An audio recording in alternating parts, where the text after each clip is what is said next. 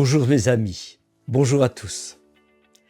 Aujourd'hui, nous abordons un thème très particulier et certes difficile, le leadership.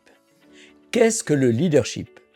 Si vous lisez un certain nombre d'ouvrages sur le leadership, vous remarquerez que ce thème,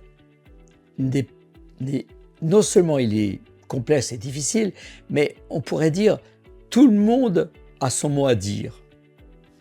Alors, pourquoi ajouter quelque chose? Je voudrais, si vous le permettez, que nous abordions ce sujet sur toute une suite de modules, toute une suite d'émissions. Et ça, c'est aujourd'hui notre introduction. Je voudrais qu'on aborde ce sujet pour mesurer que nous ne trouverons cette définition qu'à travers la parole de Dieu. Alors, si vous le permettez, on essaie de rentrer dans les secrets d'un vrai leadership. Ouvrons tout de suite la parole de Dieu dans Genèse au chapitre 1er et regardons ce que Dieu dit. On en a déjà une définition dans Genèse 1, les versets 27, 28 et 29. Verset 27, Dieu créa l'homme à son image. Donc c'est une chose qui est essentielle de comprendre, c'est que l'homme a été créé à l'image de Dieu. Autrement dit, il doit refléter la nature de Dieu. Il doit refléter ce que Dieu est. Or, ce qui est au top de Dieu, c'est sa gloire. Donc il doit être le reflet de la gloire de Dieu. Il le créa à l'image de Dieu, hommes et femmes, il les créa. Dieu les bénit et leur dit, soyez féconds, multipliez-vous, remplissez la terre. C'est très intéressant. Au verset 27, Dieu nous montre que c'est dans sa nature que nous existons. Notre être, nous l'avons dans la nature de Dieu puisque nous avons été créés à son image. Mais au verset 28, il y a un commandement. Il nous appelle à être féconds, à se multiplier. Autrement dit, c'est qu'il ne suffit pas de refléter la nature de Dieu, il faut que cette nature de Dieu vive une expansion. C'est la grande responsabilité de l'homme sur terre, c'est de se multiplier, de remplir la terre. Mais pas seulement de se multiplier et de remplir la terre, mais aussi de la soumettre. On a là vraiment la définition du leader. Il insiste, dominer sur les poissons de la mer, les oiseaux du ciel, c'est-à-dire sur 3 dimensions, ce qui est dans l'eau, sur la terre et dans l'air. Et ces 3 dimensions ont une dimension qui est liée à la dimension de l'esprit, évidemment, à la dimension de l'âme, du psychique et à la dimension de l'incarnation et du corps. Ça, c'est très important. C'est-à-dire que sa domination, ils sont véritablement dans les 3 domaines, je dirais, de la présence de Dieu dans l'espace, dans l'univers. Au verset 29, c'est intéressant parce que Dieu dit, « Voici, je vous donne toute herbe porteuse de semences, tout ce qui est sur la surface de la terre, tout arbre fait. » Dieu nous donne la terre. Autrement dit, le leader ne doit pas seulement refléter l'image de Dieu, mais il doit refléter aussi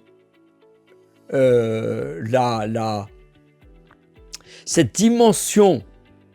L'image de Dieu représente l'être de Dieu, mais il doit aussi vivre comme une expansion. Il doit se manifester comme quelqu'un qui est vainqueur.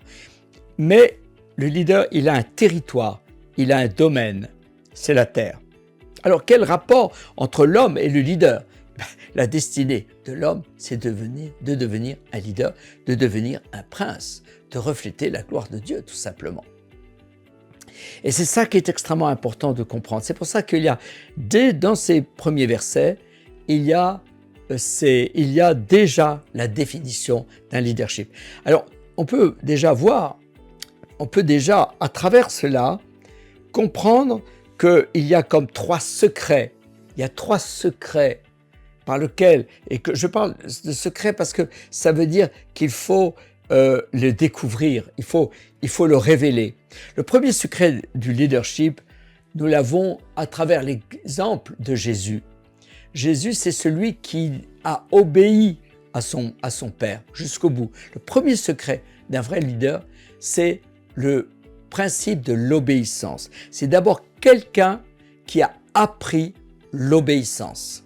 C'est essentiel de comprendre cela. Et pourquoi Jésus est notre modèle? Parce qu'il est celui qui a obéi. Le deuxième secret du leader, c'est celui qui est notre imitateur.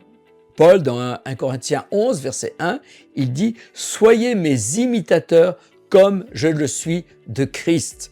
Paul est un exemple remarquable de leadership. Soyez mes imitateurs. Autrement dit, c'est quelque chose qui est très important. C'est pas seulement obéir, de même que le Fils obéit et fait tout ce que le Père lui montre, mais en même temps, nous, en regardant le Fils, nous avons le modèle du Père. Jésus a dit, celui qui m'a vu a vu le Père. Et ça, c'est le deuxième secret d'un vrai leader. Et en quoi il est l'imitateur? C'est bien la suite de notre émission. Il est un exemple et à imiter.